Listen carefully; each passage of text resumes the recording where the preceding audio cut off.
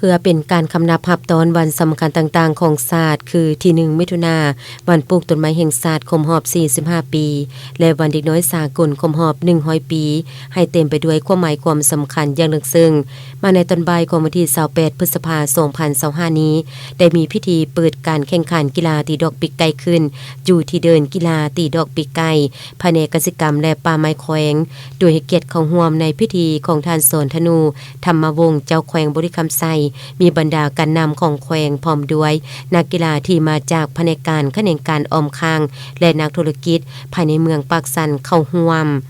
โอกาสนี้ท่านพัฒจรแก้วพุทธวงศ์หัวหน้าแผนกกสิกรรมและป่าไม้แขวงได้กล่าวจุดประสงค์ในการจัดกิจกรรมในครั้งนี้เพื่อเป็นการโฆษณาปลูกจิตสำนึกให้แก่คนทางศาสตร์รู้และเข้าใจต่อความสำคัญของป่าไม้ในใส่เห็นให้การปกคุมป่าไม้ให้เพิ่มขึ้นเป็นแหล่งสนองพันธุ์ไม้ปลูกเป็นสินค้าทางรักษาสภาพแวดล้อมสีเขียวยืนยง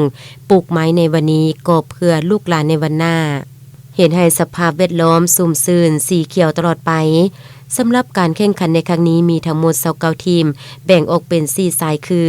VIP 7ทีมสายอาวุโสทั่วไป10ทีมสายแม่หญิงทั่วไป6ทีมและสายสาวหนุ่มทั่วไป6ทีม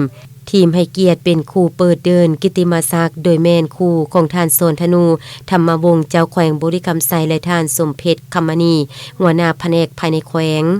พบกับครูของท่านดวงตามลคสุขประธานกวดกาภาครัฐแขวงและท่านพัฒจรแก้วพุทธวงศ์หัวหน้าแผนกกสิกรรมและป่าไม้แขวง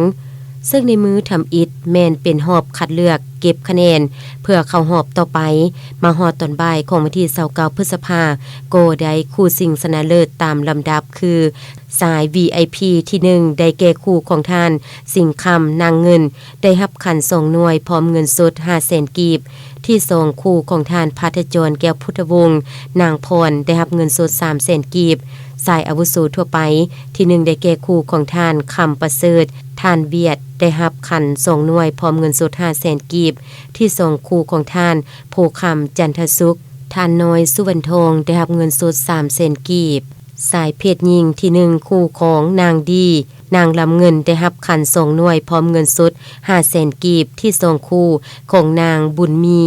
นางปิกได้รับเงินสด 300,000 กีบสายสาวหนุ่มทั่วไปที่1คู่ของท่านลำไพ